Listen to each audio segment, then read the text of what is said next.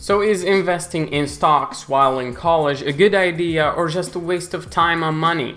Let me give you all the facts. Hello and welcome to the College Route. If you're new here, my name is Sharif and I'm a software engineering student, and on this channel we discover strategies and tools that will make our college experience healthier, happier and more productive.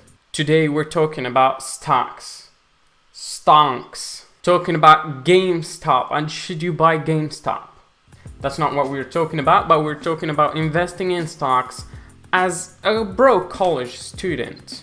Is it a good idea? But first, here's a disclaimer. I'm not a millionaire. I'm not a financial advisor. I'm just a random person on the internet that you happen to find and to watch. Let's start with the pros of starting to invest while in college, not having much income or money, but you're investing. What are the pros? First, building a habit of investing. If you start investing since college, you'll probably keep investing when you're 30, 40, 50. This will make you pick that extra $20 and move it to your savings account instead of sending it to McDonald's or Starbucks. What's the second pro, we might say? Well, learning about the stock market. The longer you invest or the longer you spend in the stock market, the longer you'll get used to the terminologies, the different stats, the longer you are in the game, the better you'll play it. So is it all roses and gold and stonks? No. Let's move to the cons. Number one, you might be spending that money elsewhere. If you have a small amount of money, let's say $100, and you invest it in stocks, let's say a year later you got 25% back or returns. Your stock went up 25%, which is relatively good. Well, you just made $25. That's good. I'm not saying it's bad, it's good. $25, but you spent an entire year waiting for $25. That $100 you could have probably spent it on a book or something. You could have invested that money in yourself. $100 goes a long way. But let's say you have $100,000. If you invested $100,000, you'll get $25K back with that 25% return. So $25K makes sense. The larger the amount that you have or the larger amount that you invest, it justifies investing in stocks more and more. The second con is related to the first con, is that you're wasting your time or your potential to increase your income. That $100 you could have gotten a course, even though, don't get courses, but this is something that you might have done. Some people do get things out of courses. Some people say no, you get nothing, but I don't know. I spent some money on courses, didn't finish them, so I don't know the answer either. You could start a business.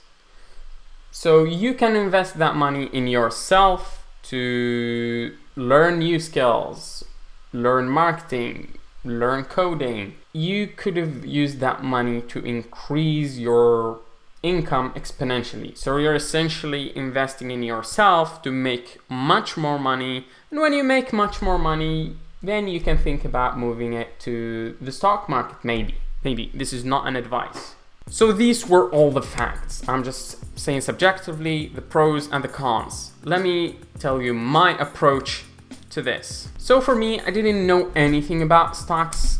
So this past year, I spent quite some time learning about the stock market by watching YouTubers, reading from Investopedia, learning the terminologies, different stats, etc. It's been alright, it's been great. It's good to have some knowledge about what's going on, but I know for a fact that it's not the right time for me now to get into the stock market.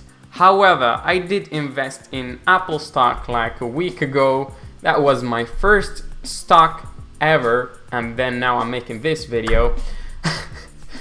But I invested in Apple stock just because I want to invest, but I'm not gonna do this regularly, or I'm not gonna have a portion of my income going to stocks yet. And I'll tell you why. At this stage, I have to focus more on increasing my income, or increasing the sources of the income, as well as investing in myself and my business ventures. I have the college route, I have another website design development agency and marketing. So this is what I'm focusing on right now. Another important thing to focus on is the emergency fund. What's an emergency fund? You open an account that has just savings for emergency only. Enough money to keep you alive and well with the same means that you're living in right now for at least 6 months. 6 months to a year. This is more important than investing in stocks, in my opinion. That's an opinion. That's my opinion. So if you're investing less than 10K a year, I don't think it's, how can I say it? It's not the best option you could go for statistically. There's always these exceptions, like the GameStop guy. He invested like 50K. He started with 50K and then he made millions, probably 14 million. So there's always these outliers, but you gotta take it more strategically and not fall to these odds or these very rare occasions. That's my opinion. Last opinion, Doja coin, let's go. No, I'm joking, no. These were the facts and my approach.